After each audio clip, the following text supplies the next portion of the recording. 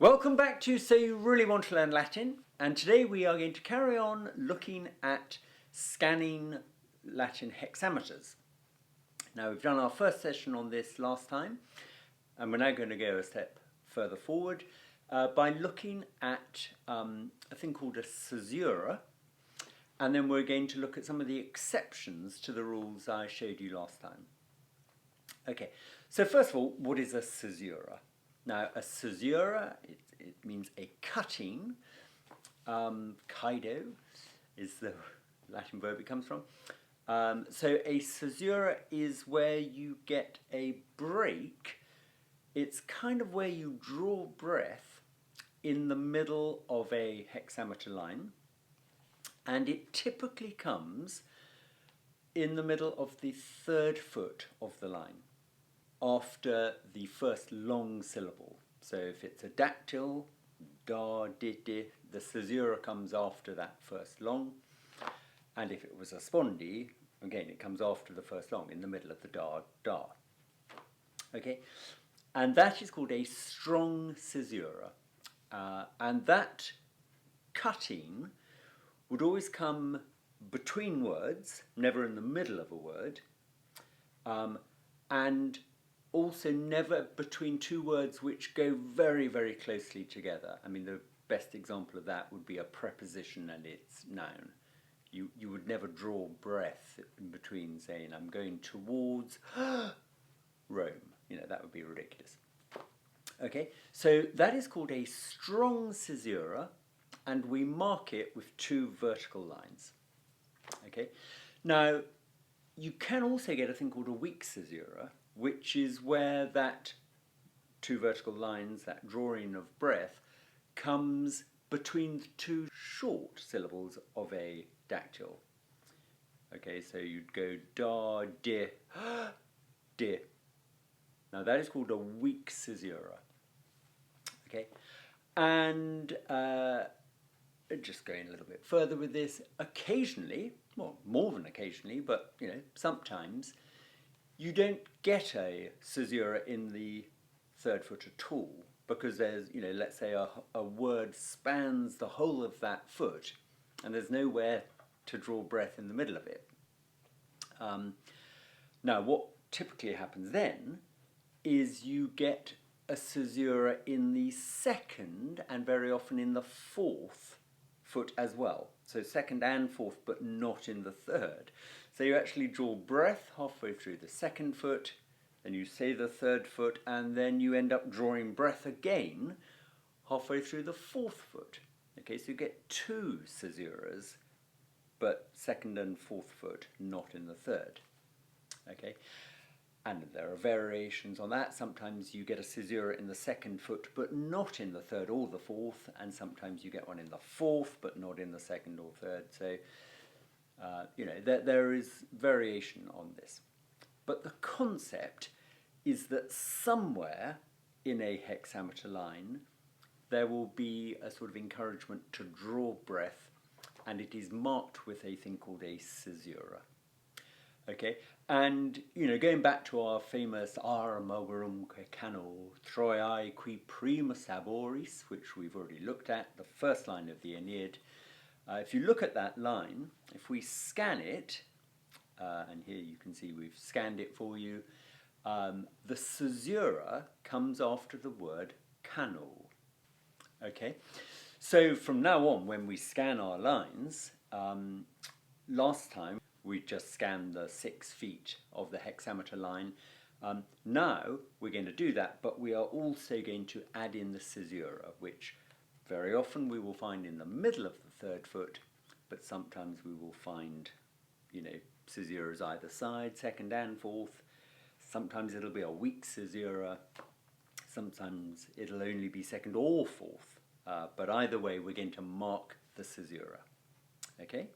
Okay, now just before we put that into practice, I just want to talk about a couple of exceptions to the lovely rules we've learnt about the scanning of syllables. Now, one of the great rules is that a vowel followed by two consonants will scan long. Okay, and that is a really handy rule.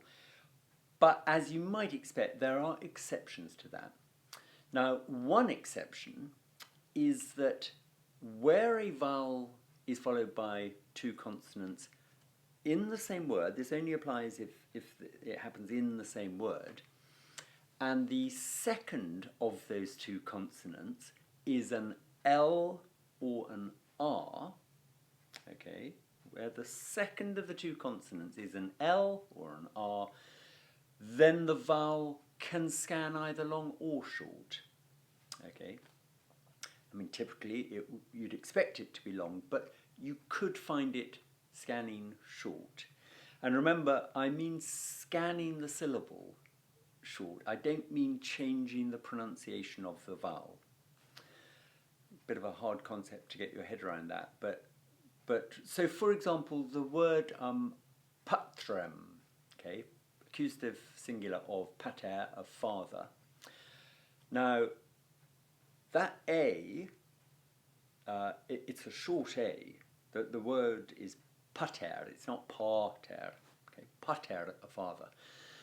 But the A, although it would typically scan long, because it's an A followed by two consonants, a T and an R, you will sometimes find that word in a line of Latin poetry where it is clearly scanning short.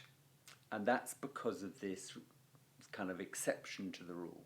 And just a final thing on that, although I've said if the second consonant is an L or an R, this exception exists, that wouldn't apply if it was a double L or a double R, because in that situation it would always scan long. So, terroreo, I terrify, the E will always scan long, because although it's followed by two consonants, the second of which is an R, it was a double R. Okay, so it would always be long. Okay, and bellum, a war. The second consonant is an L, but it's a double L.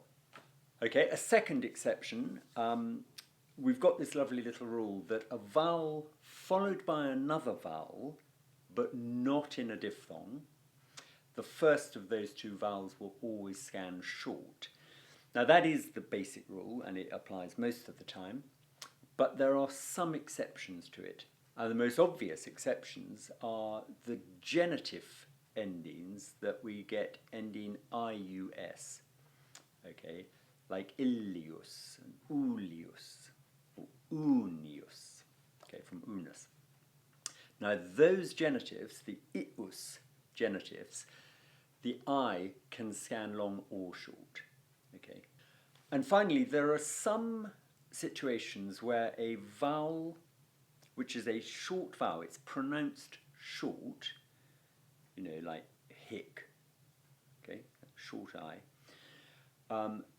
where that vowel is followed by just a single consonant, nonetheless we see it scanning long. So it's a short vowel followed by a single consonant, but scanning long, okay? Now, there are kind of words where this does apply, and there are kind of suggested reasons as to why it is. Often it's the fact that the consonant, the single consonant that follows that vowel, is behaving as if it were a double consonant, okay? So, good examples, Troia, the Latin for Troy.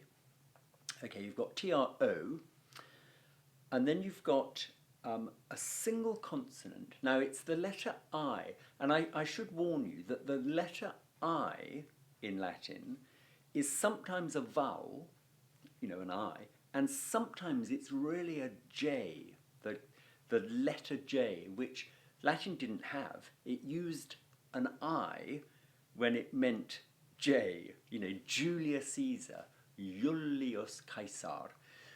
There was no J in Latin, but they used the letter I. It's called a consonantal I, as opposed to a vowel. Okay, so the consonantal I in the word Troia behaved as if it was kind of a double consonant, two J's if you like, which kind of lengthened out the syllable in Troia, even though it's a short O. And another very good example is the word hic. Now, hic, meaning this, often scans long, and it's as if the word was spelled H-I-double-C. Okay, so these are just things you kind of learn as you go along as being exceptions. And it's really helpful to know, because when you're scanning a line, if you follow all your rules and you end up with hic, you know, short I and no double consonant following it, you'd think, okay, well, hic agricola, you know, H-I, short I, C, and then an A, why wouldn't hic scan short? Well, it's because it's one of these words which sometimes kind of gets lengthened as if it was hic. Okay? Right, so those points I wanted to get out of the way. Caesuras, what they are, how they work, and some exceptions to our lovely rules about scanning syllables. And with no further ado, we're going to jump in and we're going to put that into practice. Okay, I'm going to need pen and paper for this. Okay, I return with pen and paper, and we are going to scan. We're looking at exercise 10.3 on page 105. Now, last time we did that first line, tempus erat quo prima quies mortalibus aegris. Now let's have a go at the second line. So it is incipit et dono divum gratissima serpit. Okay, now I'll write this out myself so that I can scan it as we go. Incipit et dono divum gratissima serpit. Okay, right, let's have a crack at this. Now we're going to do what we did last time. We're going to go through following our rules, but in addition we're going to add the Sazura. Okay, so let's do them in the same order as we did last time. So number one, look for any elision. Okay, is there any elision? Incipit, no, et dono, no, divum, no, gratissima serpit. Remember, divum, it ends in a U and an M, so that is very much a potential for elision if the next word had begun with a vowel, but it didn't. Okay, so no elision. Right, now we look for diphthongs, if there are any, and mark them as long. Incipit et dono divum gratissima serpit. There are no diphthongs, no need for that one. Number three, look for syllables containing vowels which are followed by two or more consonants and mark these syllables as long. Okay, let's have a go at that. Incipit et. Right, et, there's our first one. It's an E followed by a T in the word et and then a D in the next word. So that will scan long. It's still pronounced et, not eight, but it's scanning as a long syllable. Okay, et, dono, divum. Right, now divum, if you look at that, U-M, and then followed by not only G, which would be its second consonant, but actually GR, so it's definitely long. So the of divum we can mark as long. Gratissima, right, gratis, the is of gratissima is followed by a double S, so that's definitely long, two consonants. Gratissima, serpit. Right, serpit, now the E of serpit is followed by an R and a P. Okay, so that scans long. Many of you will say, well, duh, we knew that was going to be long anyway, because it's the penultimate syllable of the line, which would always be long. But, you know, let's not jump ahead of ourselves. Right, so that's done all of that. Okay, number four, mark as short syllables containing vowels which are followed immediately by another vowel. Okay, I have a feeling I forgot to do this in our video last time, but anyway, let's not forget this time. So we're looking for two vowels together, not pronounced as diphthongs. Incipit et donodivum gratissima serpe. Well, luckily it doesn't apply this time. There are no such cases. Okay, now we're on to point number 5. These, by the way, these points I'm listing come on page 104. So, number 5, mark the final 5 syllables. Okay, now you'll remember that hexameter lines always finish da diddy da da, or occasionally da diddy da di. Okay, so we can do that now. Now, we don't know, if we're honest, whether it's Sarah Pete or Sarah Pitt. It's pronounced Sarah Pitt, so I'm going to mark it short. So that that final foot is a trochee, okay, da di, rather than da da. And having marked it as da di, we can put our first vertical line to indicate that foot number 6 is done and dusted. Okay. Foot number 5 is always da diddy, unless it's a very exceptional line. So we're now just looking for the dactyl da di di to come in front of that final foot, serpit.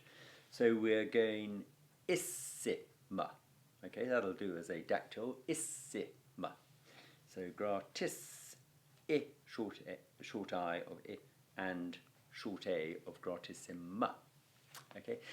Now, remember, one of the joys of translating Latin verse is the letter A in Latin is so confusing because sometimes it's a long A. If it's an ablative singular, it's a long A. And sometimes if it's a nominative singular or a neuter nominative plural or accusative plural, it's a short A. So looking at the word gratissima just written down, you don't know, is that an ablative singular? Or is it not? Well, we've just marked it as short, so we know for a fact it is not ablative singular. Okay, so we've got issima, that's a dactyl, and we can put a vertical line to indicate that foot number 5 is nailed. Okay. Right, now, that's point number 5, mark the final 5 syllables. Point number 6, mark the quantity of any syllables which from your knowledge of grammar you know to be long or short. Okay, right, now we've got dono. Now, it's pretty easy this because there is a Latin verb, dono, an alternative to do, I give, dono, I give, and when you learn it, you kind of learn that it's pronounced dono. But even if you didn't know the length of the vowel at the beginning of that word, dono, the vowel at the end could only have been long, because if it's a first person singular present tense of a verb, dono, that is always a long O. And if, as in fact here, it is a dative or ablative singular of a noun like donum, going like bellum, bellum, bellum, bellum, belly, bello, bello, that O is also always long. So there is no way, really, at all, that that final O could be anything other than long from a grammatical point of view. So I'm going to mark it as long, and I'm going to pretend that I don't know if it's a verb or a noun. I mean, actually I do know it's a noun, but let's just mark it as a long O from a grammatical point of view. And then there's nothing else that we can mark from the kind of knowledge of how endings are pronounced from a grammatical point of view. So we've got the final 2 feet finished, gratissima serpit, and we've got 3 of our syllables marked as long. Okay. Now, number 7, point 7 in our magic list of things to do is complete any feat which have now become obvious. Now, This is the kind of process of elimination thing. Just look down the track towards the end, before we get to foot 5. We've got diwum, gra, and then we've got isthmoserpit. Now, just look at diwum. The U of diwum is long, and after it there is a single syllable, gra. Now, we might be saying, is it gra or is it gra? Okay, but we don't need to think that for very long in terms of scanning the syllable, because a long syllable followed by one other syllable to finish the foot could only be, the gra could only be long, because you never ever in a hexameter line get a single short syllable. It couldn't have gone da, di, da. That wouldn't be possible. So it must be a long A for gratissima. Okay, it's actually a superlative. Issimus of gratus, meaning, welcome. Okay, so if the gra is long and the is long, then boof, there goes our 4th foot. We can mark off our 4th foot as finished. And look at what's happened. Exactly the same thing has happened, because we're now looking at the foot before our 4th foot, okay, and we've got the long O of dono and one more syllable, D, before the end of the foot. Well, again, for the same reason, it can't be short. It can't be short, because you never go da, di, da in a hexameter line. Therefore, that letter I of diwum has got to be long. We can now draw another vertical line and whack number 3 over the top of our 3rd foot, and that means we've only got 2 left at the beginning. Okay, now, would you believe it, we've been saved by exactly the same rule again. We've got the word et, which is long, we've scanned it as long, and one syllable after it before the end of the foot. So look at what happens. It's long. It has to be long. Et do is the only way that could go, because it couldn't have gone et do, because then you'd have gone da, di, da, and that never happens in a hexameter. Right, that means the 2nd foot is finished, and we have got no clues at all so far about how to scan this first word, except that now we know how to scan it, because it is our 1st foot. It's got 3 syllables, incipit, 3 syllables, therefore it has to be a dactyl. It couldn't be anything else. So, incipit. Right, that is our 1st foot. So that line actually turned out to be quite an easy line to scan. And the thing that helped us is this magic rule, number 7, complete any feat which have now become obvious. E.g., a single syllable sandwiched between 2 longs has got to be long itself. It has to be, because you never go da, di, da in a hexameter line. Right, one more thing to do to finish off scanning this line, put in the Caesura. And a strong Caesura, we always want to find it in the middle of the 3rd foot, in between 2 words. And boof, look at that. Bang in the middle of the 3rd foot, we've got do, no, and then D, so the Caesura comes in between those 2 words. A strong Caesura in the 3rd foot. I mean, how cool is that? So that line scans, incipitet do, no, diwum gratissima serpit. Okay? And it sounds quite nice. You can hear the line scanning as you read it. And if you've scanned it and marked the longs and shorts over the top, it really helps you to read the line as poetry now, and not just as a group of kind of funny Latin words you don't know. Okay, now that's enough for this session. Okay, we've covered a lot. What I'd like you to do now, if you would, is have a go at the exercise on page 105, 10.3. You've got 6 lines of Virgil, and I want you to scan all 6, okay? And then next time we might have a little look at them and see if you've done them correctly. Okay, but follow the rules in the book. They're all laid out on page 103 and 104. And very best of luck with it. It's such good fun, this. And I mean, I absolutely love it. So have a go, as I say, at that. And I'll see you back here on this channel very soon.